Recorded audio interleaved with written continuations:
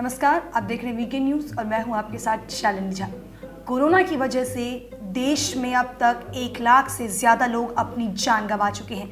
मरने वालों में कई लोग ऐसे हैं जिनके परिजनों को यकीन ही नहीं हो रहा है कि मरीज की जान कोरोना के वजह से गई है। दरअसल कोरोना प्रोटोकॉल के मुताबिक मरीजों का अंतिम संस्कार भी अस्पताल की ही जिम्मेदारी है। कई केसेस में तो परिजनों को सिर्फ मरीज के मौत की सूचना दी गई, उनका अंतिम दर्शन भी नहीं कराया गया और उनका अंतिम संस्कार शमशान घाट में ले जाकर करा दिया गया। मृतक की बॉडी बैग में पूरी तरह से पैक होती थी। कोरोना संक्रमण के डर की वजह से उसे खोला भी नहीं जा सकता था, इसलिए कई परिजनों को तो यकीन भी नहीं होता था कि ये उनके मरीज की लाश है। इसी प्रोटोकॉल का फायदा उठाकर कई अस्पतालों पर मरीजों के परिजनों ने मृतकों के अंग निकालने और उनकी हत्या के आरोप भी लगाए थे, लेकिन तब इन आरोपों को गंभीरता से नहीं लिया गया था। लेकिन अब ऐसा ही एक मामला उत्तर प्रदेश की योगी सरकार ने 2 अस्पतालों के खिलाफ जांच के आदेश दे दिए हैं। इन अस्पतालों पर भी कोरोना की आड़ में अंगों की तस्करी का आरोप लगा है।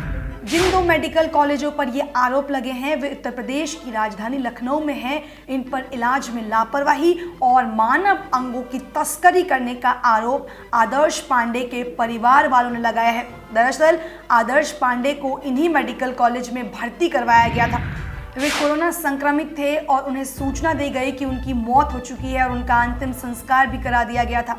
आदर्श के परिवार वालों का कहना है कि 11 सितंबर को मरीज को कोरोना संक्रमण की वजह से इंटीग्रल मेडिकल इंस्टीट्यूट में भर्ती कराया गया था। यहाँ इलाज के दौरान जो मेडिसिन पीड़ित को दी जाती थी वह संदेहास्पद थी।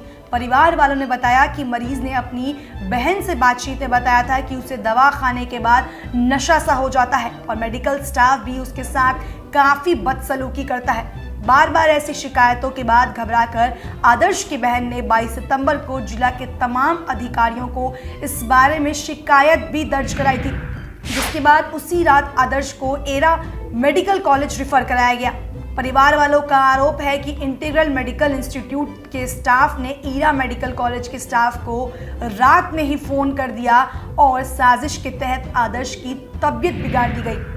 23 सितंबर से लेकर 26 सितंबर तक आदर्श के परिवार वालों का उससे कोई संपर्क नहीं हुआ। 26 सितंबर को जब घर वालों ने अस्पताल में बात की तो मरीज की हालत ठीक बताई गई थी, लेकिन इस बातचीत के 15 मिनट बाद ही दोबारा फोन करके अस्पताल से आदर्श की मौत की खबर दे दी गई, जिससे परिवार वालों का शक और गहरा गया। इसके बाद ही उन्होंने मेडिकल कॉलेज पर आदर्श की हत्या का आरोप लगाया है। आदर्श की बहन का आरोप है कि इंटीग्रल मेडिकल इंस्टीट्यूट में मानव अंगों की तस्करी होती होगी, जिसका आदर्श ने वीडियो बना लिया होगा। उनके अनुसार इसी रैकेट का हिस्सा एरा मेडिकल कॉलेज भी है, जहां उसके भाई की मौत हो गई। इसके बाद आदर्श पांडे के परिवार वालों ने मुख्यमंत्री योगी आदित्यनाथ से इस मामले की शिकायत की थी, जिसके बाद योगी सरकार ने इन दोनों कॉलेजों के खिलाफ आरोपल सही पाए जाने पर कड़ी कार्रवाई की बात कही है और साथ ही जांच के आदेश भी दे दिए हैं। बता दें कि इन कॉलेजों के डीन डॉक्टर फरीदी और जफर इद्रिस पर भी गंभीर आरोप लगाए गए हैं। इन दोनों पर ऐसे आरोप है कि ये भी मानव अंगों की तस्करी में शामिल है। अगर जांच में वाकई ये बात साबित होती है कि कोरोना की आड़ में अस्पताल ने इस तरह की अमानवीय हरकत की है तो ये ना सिर्फ इंसानियत से भरोसा उठाने वाला कांड होगा, बल्कि एक घोर आपराधिक कृत्य भी होगा।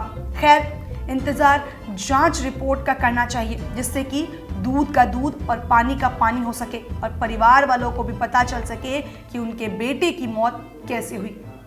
खबर पर आपकी क्या राय है, कमेंट सेक्शन में बताना बिल्कुल ना भूलें और देश और दुनिया की तमाम बड़ी खबरों के लिए देखते रहें वीके न्यूज़। धन्यवाद।